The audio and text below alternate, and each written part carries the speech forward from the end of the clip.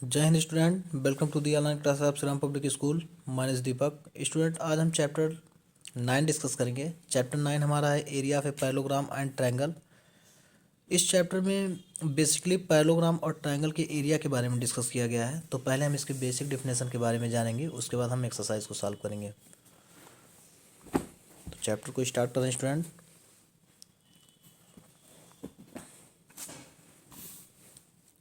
Chapter 9 हमारा chapter 9 area of a parallelogram, area of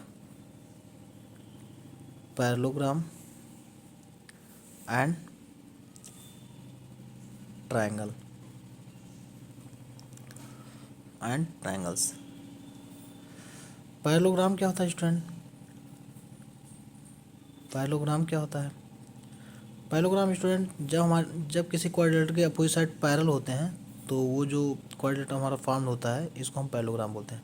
parallelogram में quadrilateral के opposite side parallel होते हैं, तो इस फिगर को हम बोलेंगे पैरेललोग्राम। पैरेललोग्राम कोई क्वाड्रिलेटर स्टूडेंट पैरेललोग्राम 3 पॉइंट से पैरेललोग्राम हो सकता है। पहला point first, if opposite side are equal, if their opposite side are equal. अगर स्टूडेंट कोई क्वाड्रिलेटरल ये चैप्टर 8 में भी हम इस पॉइंट को डिस्कस कर चुके हैं, यहाँ रिवीजन करा रहे हैं आप लोग का। अगर किसी क्वाड्रिलेटर में अपोजिट साइड, जैसे रेक्टेंगल, अगर अपोजिट साइड इक्वल हैं तो ये क्वाड्रिलेटर हमारा होगा पैरेललोग्राम होगा। अगर अपोजिट साइड इक्वल हैं तो ये क्वाड्रिलेटर हमारा पैरेललोग्राम होगा। पॉइंट सेकंड है, if their opposite side are parallel. अगर अपोजिट साइड पैरेलल है, जैसे रोम्बस, अगर अपोजिट साइड पैरेलल है तो हमारा पैरेललोग्राम होगा। ये पैरेलल का सिंबल है स्टूडेंट। इसका मतलब होता है कि ये इस लाइन के पैरेलल है और ये लाइन इस लाइन के पैरेलल है। अगर किसी क्वाड्रिलेटर में अपोजिट साइड इक्वल हैं तो जो हमारा फिगर फॉर्म्ड होगा स्टूडेंट, उसको हम पैरेललोग्राम बोल सकते हैं, पैरेललोग्राम होगा। अगर अपोजिट साइड पैरेलल हैं तो हमारा पैरेललोग्राम होगा। और तीसरा जो इम्पोर्टेंट कंडीशन है इसका, सबसे इम्पोर्टेंट पॉइंट यही है, if one opposite side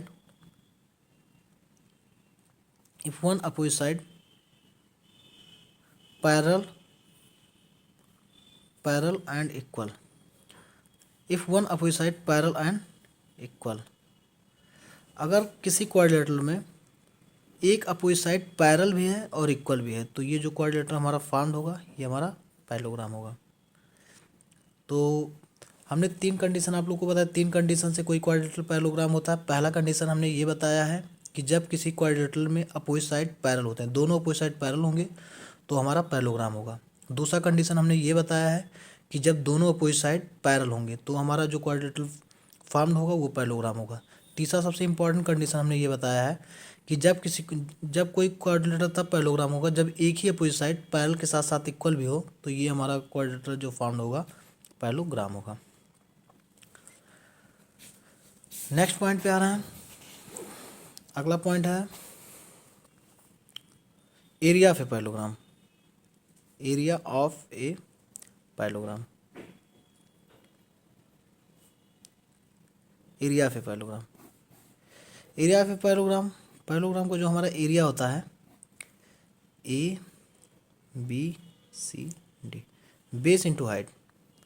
area of a parallelogram होता है बेस इंटू हाइट। इसके बाद नेक्स्ट पॉइंट पे आ रहा है area of A triangle, area of A triangle. Area of A triangle, इसमें हम बेसिकली राइट एंगल ट्रायंगल की बात कर रहे हैं। तो राइट एंगल ट्रायंगल हमारा वो राइट एंगल ट्रायंगल में एक एंगल 90 डिग्री होता है। इसका एरिया होता है half base into height. Student हम आप लोग को इसलिए ये सब बता रहे हैं क्योंकि यही सब यूज होगा इस चैप्टर में। ये हो गया हमारा हाफ, इसमें बेस क्या है ए बी, हाइट क्या है सी बी। तो ये हो गया हाफ, बेस को हम बी से डिनोट करते हैं और हाइट को एस से डिनोट करते हैं। नेक्स्ट पॉइंट पे आ रहे हैं, congruent of a figure. Congruent of a figure.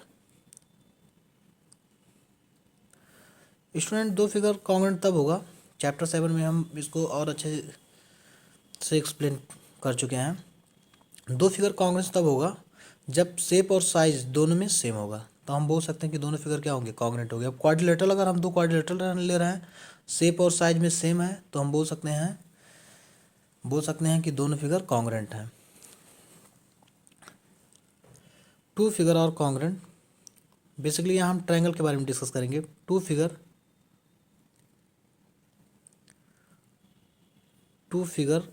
Are congruent, two figure are congruent if they have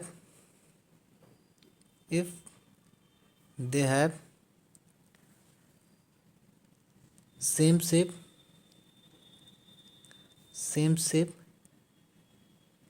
and same size।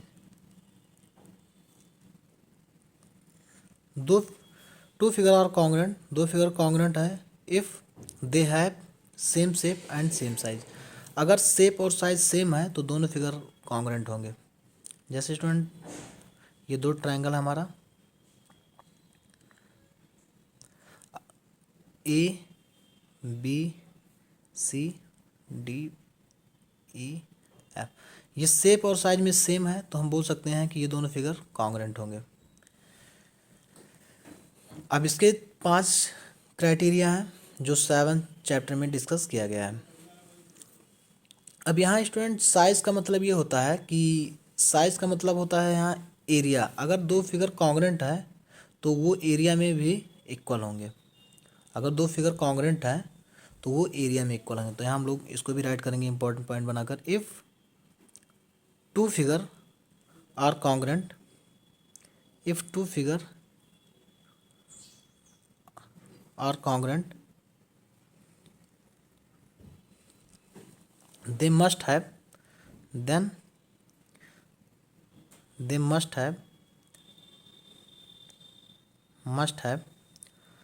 Equal area. मेरा कहना यह है स्टूडेंट कि अगर दो फिगर कॉन्ग्रेंट हैं तो वो एरिया में भी इक्वल होंगे।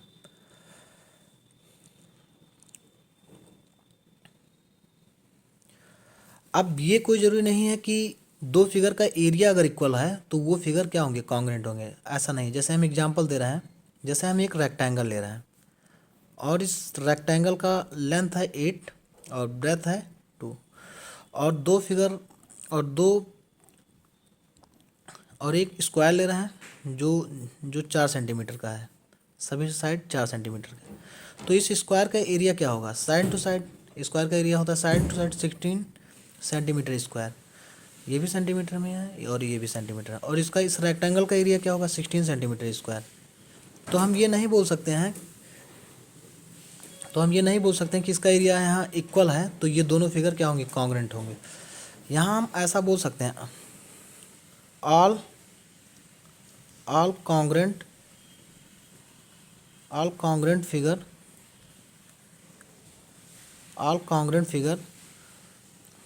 Have equal area.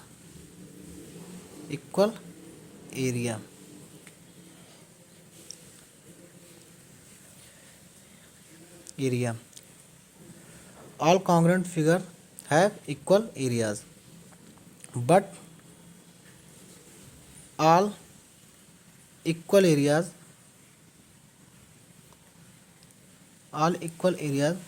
have not congruent। मेरा कहना यह है स्टूडेंट कि जब दो फिगर कॉन्ग्रेंट होंगे तो मस्ट है कि उसका एरिया भी इक्वल होगा, लेकिन ये कोई ज़रूरी नहीं है कि दो फिगर का अगर एरिया सेम है तो उसको हम कॉन्ग्रेंट बोल सकते हैं। तो यहाँ हम अलग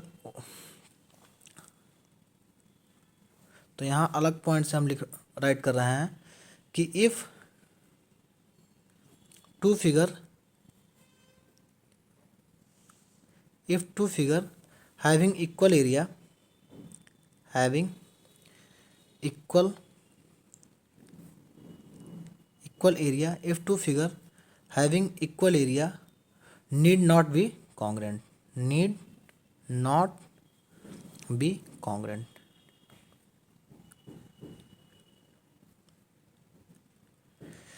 if two figure having equal area need not be congruent। जैसे इसका एग्जांपल हम यहाँ आप लोग को बता चुके हैं कि अगर दो फिगर का इक्वल एरिया है तो कोई ज़रूरी नहीं है कि ये कॉन्ग्रेंट होगा, लेकिन अगर दो फिगर कॉन्ग्रेंट है तो उसका एरिया इक्वल होगा। तो आज के लिए स्टूडेंट इतना ही, कल हम नए टॉपिक के साथ डिस्कस करेंगे। अगर आप लोग को किसी टॉपिक में प्रॉब्लम है तो आप लोग मेरे पर्सनल नंबर पे व्हाट्सअप कर सकते हैं कि जिस पे प्रॉब्लम है, और जब लाइव क्लासेस चलेंगे तो आप लोग लाइव क्लास में ही अपने डाउट को क्लियर करेंगे कि सर इस क्वेश्चन पे हमें डाउट है। आज के लिए स्टूडेंट इतना ही, कोई डाउट होगा तो आप लोग ज़रूर शेयर करिएगा कि सर हमें इस टॉपिक पे हमें ज़्यादा समझ में नहीं आया है, तो हम उसको और अच्छे तरीके से क्लियरिफाई करेंगे। Okay student, thank you.